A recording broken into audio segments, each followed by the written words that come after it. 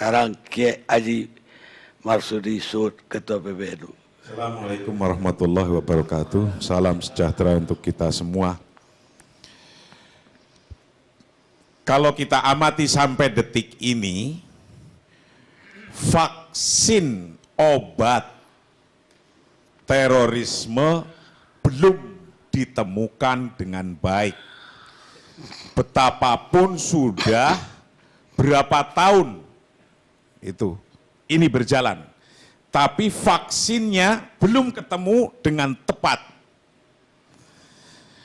Karena vaksinnya belum ketemu, ini mestinya ayo kita duduk cari sesungguhnya penyakit ini datangnya dari mana yang tepat. Dibedah. Dari mulai misalnya ini karena tidak puas dengan sebuah negara. Misalnya. Karena negara kita masih dianggap negara tauhid. Misalnya. Itu dibedah. Kemudian apa itu obatnya? Kalau ini ternyata penyakitnya adalah tentang belum puas, belum meyakini, belum ikhlas, belum ridho, kalau negara bangsa kita ini masih disebut negara tauhid. Obatnya apa?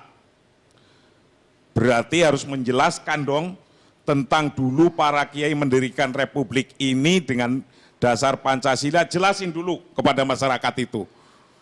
Melalui keyakinan agamanya masing-masing. Yang Islam menjelaskan, yang Kristen menjelaskan, Katolik menjelaskan, Buddha, Hindu menjelaskan semua. Kalau ternyata itu penyakitnya ketemu satu itu, misalnya ada hal lain lagi yang membuat penyakit teroris itu belum bisa selesai. Misalnya karena kita belum bisa hidup dengan orang lain. Negara kebinekaan ini adalah tidak sesuai dengan ajarannya mereka karena tauhidnya itu mereka setiap pelaku teroris sudah dicuci dulu, sudah mengatakan betapapun banyak ajaran Islam, dia yang peace, damai, yang bisa hidup dengan kebinekaan, yang lain-lain, itu tidak pernah akan dibaca dan tidak pernah akan didengarkan. Karena yang didengarkan dan diyakini adalah yang sudah ditanamkan chipnya di kepalanya itu, yang namanya purifikasi, bahwa kita harus hidup di negara yang hukumnya adalah hukum Allah. Hukum Pancasila belum disebut. Itu kan? Nah, ketika demikian bagaimana vaksinnya untuk ngobati ini? Para ulama. Lah kalau ternyata kita ngobatinya adalah misalnya NU Muhammadiyah MUI suruh ngobati, wong mereka itu tidak connect kok dengan kita. Nggak nyambung. Ini nggak nyambung. Nggak nyambungnya apa? Berarti ilmu kita dengan ilmunya dia itu nggak connect yang dipelajari oleh kita. Itu. Misalnya kayak yang surat yang dibacakan oleh Pak Karni, Al-Quran, jelas begitu. Wong dia nggak pernah baca atau nggak pernah nyambung, nggak pernah connect untuk itu, ya nggak akan nyampe itu message-nya. Atau hadis yang mengatakan man adza dzimian faqad adzani misalnya, wong itu nggak pernah connect kok tentang ajaran ini, yang nggak akan bisa pikirannya nyambung. Maka ketika kita akan ngobati mereka, minimal 2 langkah ini harus ditempuh. Yang pertama, proteksi terhadap non-teroris. Proteksinya bagaimana? Yang kita itu belum kena. Padahal saya pernah membaca sebuah tulisan yang itu adalah menanyakan di daerah Jakarta dan sekelilingnya. Anak SMA sudah 18% yang pro dengan Islamic State.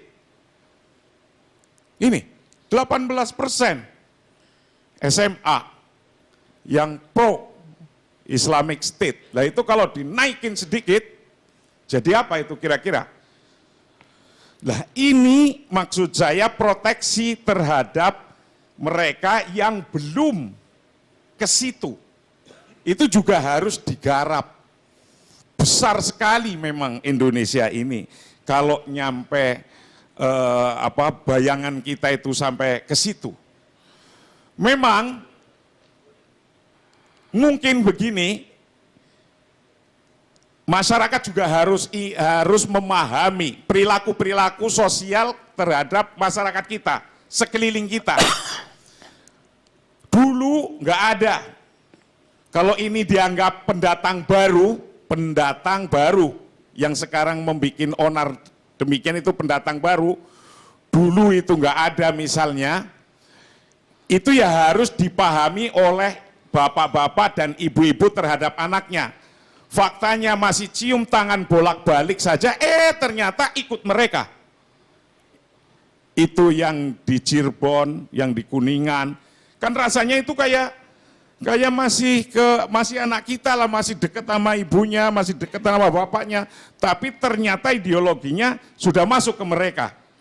Nah, ketika demikian, saya ingatkan ini kepada bangsa Indonesia, cobalah kembali lagi kepada ajaran Islam yang dari dulu nenek moyang kita ada. Kira-kira begitu. Islam yang dari dulu para wali ajarkan ke sini sampai sekarang ada. Karena yang ikut yang baru-baru sudah menakutkan begitu. Menakutkan yang baru-baru. Lah, ikutlah organisasi-organisasi, syukur-syukur organisasi yang sudah lama. Ya ada NU, ada Muhammadiyah, ada Wasliyah, ada apa saja. Ada Persis, itu kan ajaran agama yang memang dari sebelum Indonesia lahir. Dan organisasi-organisasi ini adalah yang mendirikan Republik Indonesia. Kembali ke sini. Karena apa? Keontetikannya dalam ajaran jelas terpelihara. Apalagi kalau di pondok-pondok pesantren, para kiai-kiai NU dan habaib, itu mengajarkan ilmunya, itu harus jelas. Anda gurunya siapa? Gurunya guru Anda siapa? Gurunya guru-guru Anda siapa? Seperti saya belajar kitab di pesantren, Fathul Qorib saja. Saya punya guru A, guru saya punya guru B punya guru terus. Sampai para tabi'in, sampai para sahabat, sampai Rasulullah, sampai malaikat Jibril. Itu jelas lah, apalagi ini mereka rata-rata yang kena itu belajarnya dari Twitter, dari Facebook, dari internet, dari pojokan koran, dari pojokan kalender. Coba bayangkan, itu udah disebut kiai dan ulama, apalagi kalau udeng-udengnya gede. Nah ini.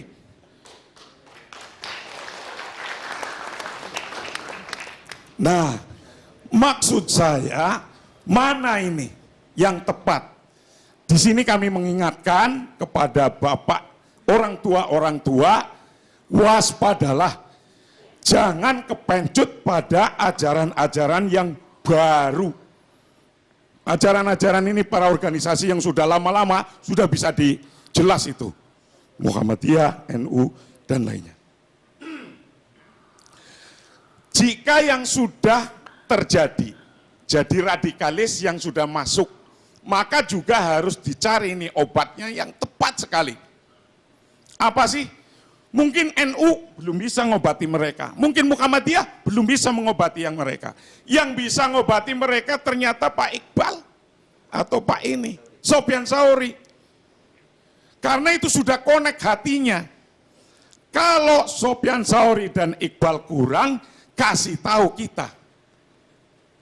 Biar nyambung sama mereka. Itulah kira-kira. Saya yakin bangsa Indonesia yang mayoritas Islam ini tetap ke depan akan menjaga nilai-nilai keagamaan kita, nilai-nilai yang tidak ternodai oleh ajaran-ajaran yang pendatang baru yang tidak kenal bangsa Indonesia dengan culture-nya. Terima kasih.